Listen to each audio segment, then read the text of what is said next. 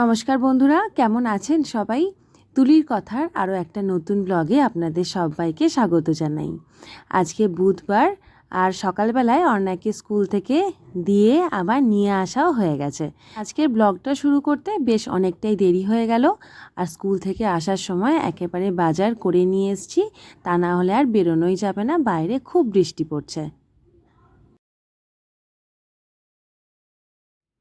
Hello বন্ধুরা, কেমন আছেন সবাই?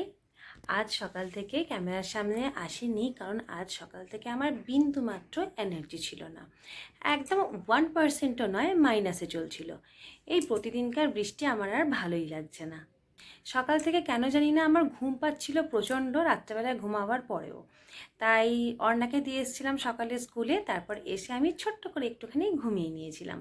আর মাঝখানে মায়ের সঙ্গে একটু গল্পও করেছিলাম, তবে সেটা হাই তুলতে তুলতে। ওই যে বললাম, আমার প্রচণ্ড রকম ঘুম পাচ্ছিল। আজকে এখানকার ওয়েদার প্রচণ্ড মেঘলা, সকাল থেকে এক নাগাড়ে বৃষ্টি পড়েই যাচ্ছে। আর তার মধ্যেও আমি অর্ণাকে স্কুলে পাঠিয়েছিলাম, তার কারণটা হচ্ছে যখন ঘুম থেকে উঠলাম 5:30টায়, তখন দেখলাম আকাশ পরিষ্কার, একদম বৃষ্টি হয়নি। ভাবলাম হবে না, সেজন্য স্কুল তো পাঠিয়ে দিলাম, কিন্তু স্কুল থেকে যখন আমি ফিরছি তখনই দেখি বৃষ্টি নেমে গেল।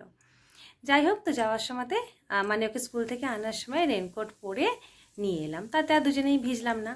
তো এখন বাড়িতে এসে টিফিন খেয়ে আমি একটু ফ্রেশ হয়ে নিয়ে তারপর এখন যেন মনে হচ্ছে এনার্জি লেভেলটা একটু একটু করে বাড়তে শুরু করেছে।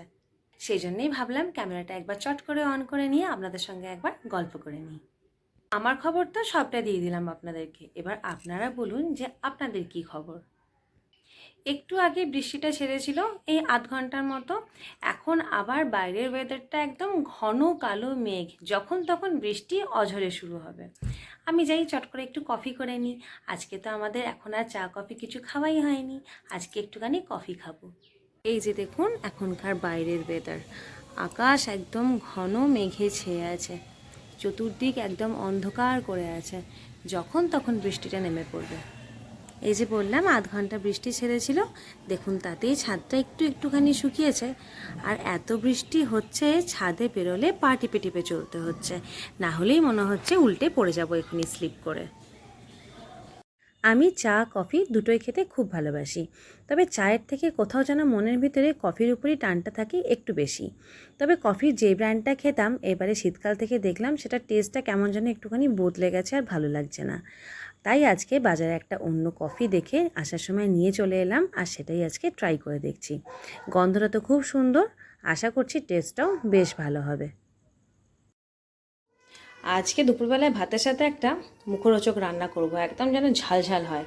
পনিরটা এখানে কেটে নিয়েছি ছোটো ছোটো টুকরো করে, এইখানে কটা কাঁচা লঙ্কা রেখেছি দেখতে ভালো লাগার জন্য।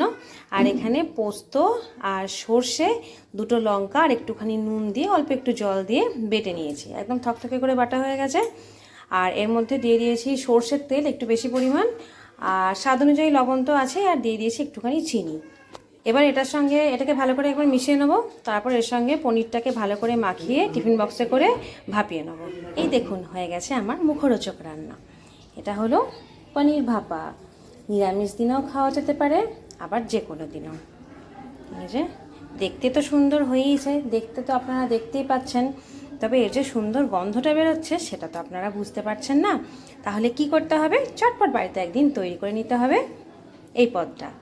আর এটার ফুল রেসিপিটা পাওয়া যাবে আমার চ্যানেলের শর্টসে। একদিন মাস্ট ট্রাই করবেন, বাড়িতে খেয়ে দেখবেন, আর আমাকে রিভিউটা জানাবেন কিন্তু। না না,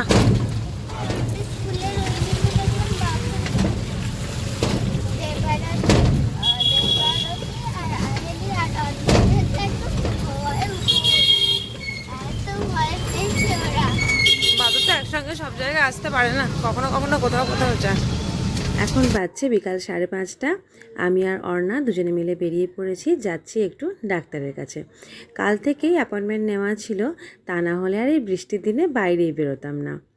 বৃষ্টিটা এখন একটুখানি ছেড়েছিল, আবার ঝিরঝির করে শুরু হয়েছে, সেজন্য আর গাড়ি নিয়ে বেরোলাম না, দুজনে মিলেই যাচ্ছি টোটো করে। ডক্টরের চেম্বার থেকে এসে ফ্রেশ হয়ে নিয়েছি, আর রান্নাঘরে চলে এসেছি তৈরি করব একটা স্ন্যাক্স চায়ের সাথে খাবার জন্য। সেদিন থেকে যে ভিজিয়ে রেখেছিলাম বিউলির ডালটা, তারপর তো দই বড়াটা করাই হয়নি, তাই জল ঝরিয়ে কন্টেনারে ভরে রেখে দিয়েছিলাম ফ্রিজের মধ্যে। আজকে এটাকে বার করেছি। এখন প্রথমে এটা বেটে নেব আদা আর কাঁচা লঙ্কা দিয়ে, তার সঙ্গে সামান্য একটুখানি জল দিয়ে। একটু ঘন ঘন করেই বাটবো, আর এটা দিয়ে আজকে তৈরি করব মেদু বড়া। দই বড়া তো তৈরি করাই হলো না, এই ঠান্ডা ঠান্ডা ওয়েদারে আর দই বড়া খেতে ইচ্ছাও করছে না। বাটা হয়ে গেছে সমস্ত ডালটা, দিয়ে দিচ্ছি স্বাদ অনুযায়ী লবণ, স্বাদ অনুযায়ী চিনি, সামান্য একটুখানি গোটা সর্ষে, আর দিয়ে দিয়েছি কারি পাতা। এরপর খুব ভালো করে এটাকে ফেটিয়ে নেব। যত ভালো করে ফেটানো হবে বড়াটাও ঠিক ততটাই সুন্দর তৈরি হবে। ফেটিয়ে নেওয়ার পর ভাজার আগে তেলটা গরম করতে দিয়ে হাতটা প্রথমে একবার জলে ভালো করে ধুয়ে নিতে হবে। তারপরে জল অবস্থাতেই একটুখানি ব্যাটার নিয়ে মাঝখানটা একটুখানি এরকমভাবে আঙুলের সাহায্যেই গর্ত মতন করে নেব। এটা অন্য কিছু না, এরকম করলে দেখতে ভালো লাগে, আর মেদু বড়াটা এরকমই দেখতে হয়।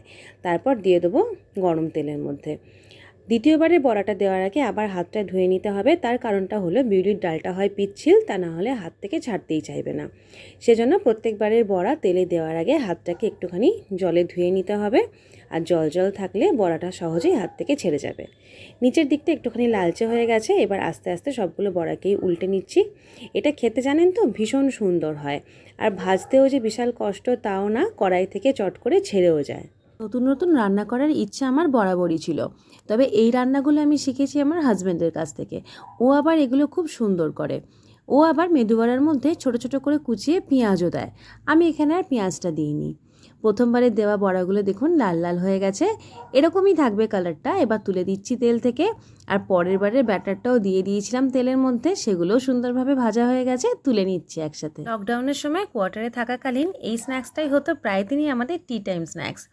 দিনের থেকে একটুখানি ভিজিয়ে দিতাম, তারপর বিকালবেলায় বেটে বুটে বড়াটা কিন্তু ওই করতো, কারণ ওই যে বললাম ও এটা খুব সুন্দর করে। দেখুন কেমন নরম তুলতুলে ফাঁপা ফাঁপা বড়াগুলো তৈরি হয়ে গেছে। না বাবা আর দেরি করব না, একে তো চাটনি নেই, সসে ডুবিয়ে তাড়াতাড়ি খেয়ে ফেলি গরম গরম। আপনারা সবাই ভালো থাকবেন, সুস্থ থাকবেন, আনন্দে থাকবেন, আর দেখতে একদম ভুলবেন না তুলির কথা। আজকের মতন টাটা।